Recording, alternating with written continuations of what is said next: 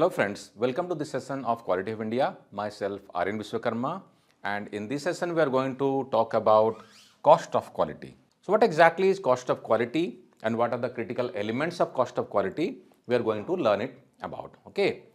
So let's talk about some of the basic concepts of cost of quality. So why cost of quality is important?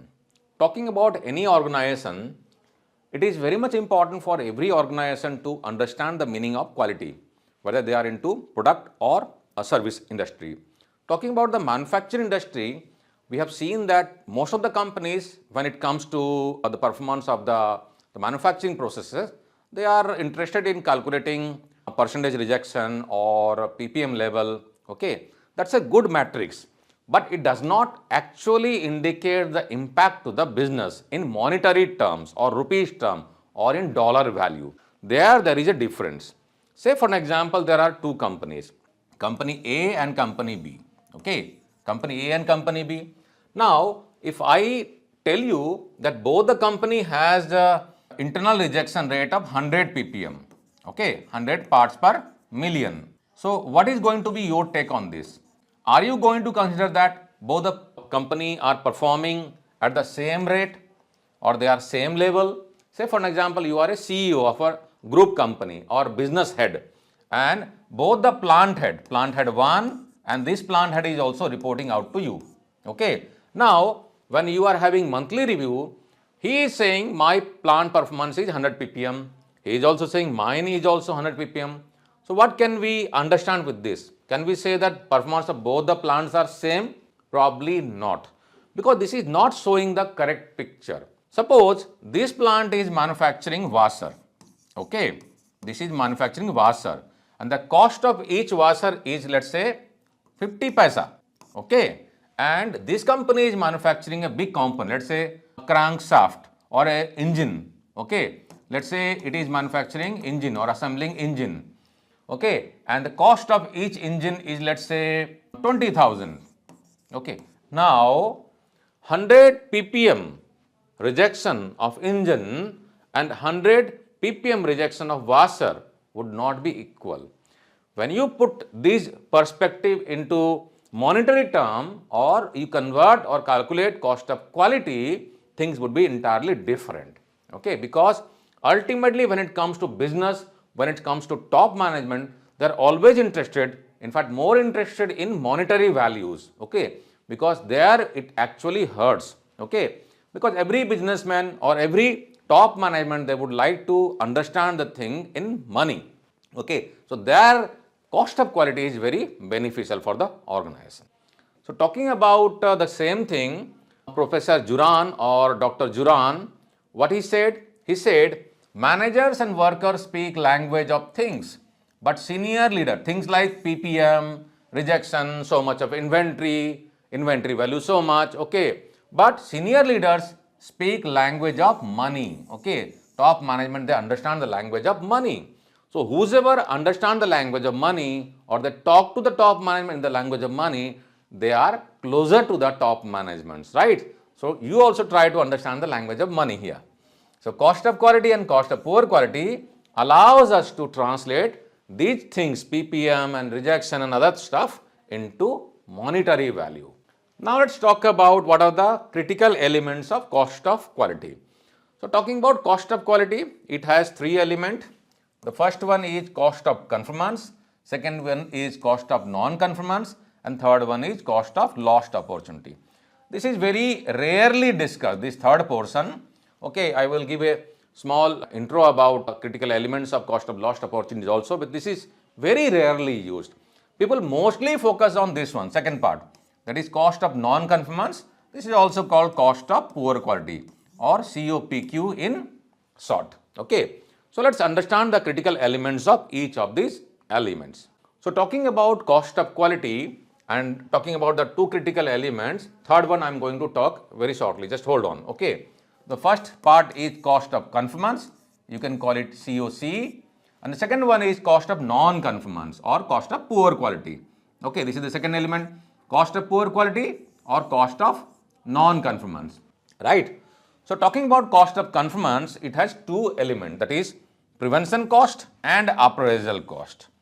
Okay, And when we talk about cost of quality, whatever money you are incurring on cost of quality, for an example, if you are spending 1 lakh rupees, let's say you are spending 1 lakh rupees, or you are calculating cost of quality on a monthly basis, and the amount is 1 lakh rupees, okay, INR 1 lakh. You can convert it into dollar also, doesn't matter, okay. So 1 lakh INR, okay, or 100,000. So what should be the distribution? Ideal distribution, 80% of the total amount should go into prevention, okay, and then rest 20% should be spent on appraisal. Then what about this one? Ideal, there should not be any failure, okay. So this should be nil, no cost of poor quality. Ideally it should be nil. That means there should be no internal rejection and there should be no external rejection or external failure. But how you can have zero internal and external rejection? By focusing on this. That's where the picture comes, okay, in cost of quality. So the companies who are calculating only cost of poor quality, they don't have the full picture. They don't know these aspects, okay. They are missing these aspects. So to reduce internal failure and external failure, we need to focus on prevention. And more money, resources, time we spend on prevention, some amount of course on appraisal it is needed, okay. This is going to reduce. So this is going to up, this is going to help to reduce this one down. Well, I would say that there is no company on earth who is having zero cost of poor quality. They would be having some amount of cost of poor quality, but the aim should be towards zero only, okay. So the focus should be on prevention more, some amount of appraisal, okay. This is basically going to help the organization in reducing internal failure and external failure. So what all cost can be added into prevention and appraisal? I would give you some examples. So this is a very small program I have made for the social media or for YouTube, okay. We have a detailed course on cost of quality wherein each and every element is discussed in details with examples, how to implement, how to monitor, how to initiate action. So everything is there. So if you want, you can explore that course on our portal, courses.qualityofwinner.com, or you can download our application from Android store or iOS store, okay. Very nominal charges are also there, okay. So talking about prevention cost, what is prevention cost? So the money spent on product development, or I would say, if you know APQP, advanced product quality planning, on your fixture development, supplier development, calibration, okay, training for employees, then your SPC activity, MSA activity, all these money spent on preventions, okay. These are essential part which basically ensures that the product developed is good, okay, process developed is good, suppliers selection process is good. So you are spending money there, resources there, you are spending money or resources in people training, building infrastructure in POCA/OK systems, okay, that is also prevention cost, okay. So these are prevention cost. Some of the examples I have told you. Then what about appraisals? Appraisals also not good because this is also money. Appraisal means primarily inspections. You are trying to understand the status of something. So what could be the appraisal cost? Appraisal cost like incoming inspection, in-process inspection, PDI inspection, destructive testing, non-destructive testings, okay. Various kinds of inspection testing and all those processes wherein you are trying to understand the status of some product or a process, okay. You are trying to evaluate. So all those inspection and testings are appraisals. Now that is not adding any value to the organization, but that is important. Without doing the appraisals, how would you know the status of something, some product? How will you take decisions whether the product needs to be dispatched or it needs to be held? Or for continual improvement also, you need to have data in hand. For all those data, you need to have appraisals also. In fact, lot many companies wherein if we start cost of quality implementation, okay, they have lots of complaints. What should be done? From day one, you cannot make this one zero, okay. This is not like you wake up someday in the morning and you go to plant and you tell everybody from tomorrow you want to become world class, okay, and this will become zero. This is not going to become zero in that way. You need to work in a step-by-step manner. So your first focus should be protecting the customers. Okay. So in that way, initially what happens, we put some firewalls at pre-dispatch station, maybe at incoming stations, more appraisals, more in-process inspection, more monitoring, more patrolling. So initially your appraisal cost can go higher when you are building system or you have lots of complaints. But slowly and steadily, you should focus more and more on prevention. Okay. And when it would start giving you results, your process become more robust, your process become more better, systematic, people are trained, they are mature, okay, system is working, then your failure would go down in a steady manner, okay, internal rejection would come down, customer complaint can come down, then you can start reducing your appraisals also. Go for automation. As far as possible for appraisals, for testing, for inspection, rely on automation, okay, because nowadays things has become very cheaper, okay, there are lots of automation or automatic things or Poka-yoke or Mr. Proofing gadgets or element or sensors are very cheaper, you can start working on them, okay. So friends, I hope this one you must have understood, prevention, appraisals. What about internal and external failure cost? Internal failure cost is before customer finds out. What is external? External failure cost is after customer finds out.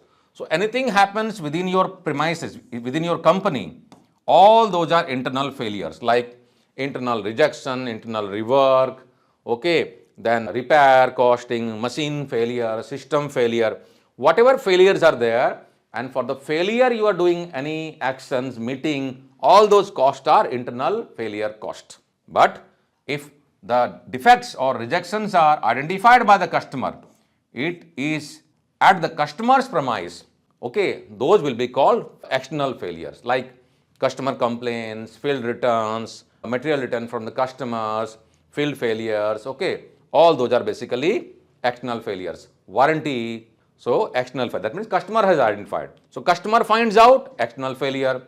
Nothing at the customer, it is under your premises, internal failures, okay. And there could be different elements in both internal and external failure. So to reduce these things, we need to work on this and this. I hope this concept is clear to you. Now let's talk about the third element, which is least spoken about, okay, and difficult to capture also. That's why many companies, they shy away from talking about opportunity losses, but that's a big thing, okay. Opportunity losses. What could be the opportunity losses? Third element. There are two types of opportunity losses, direct opportunity losses and indirect opportunity losses. What is direct? For example, you are getting customer complaints, okay.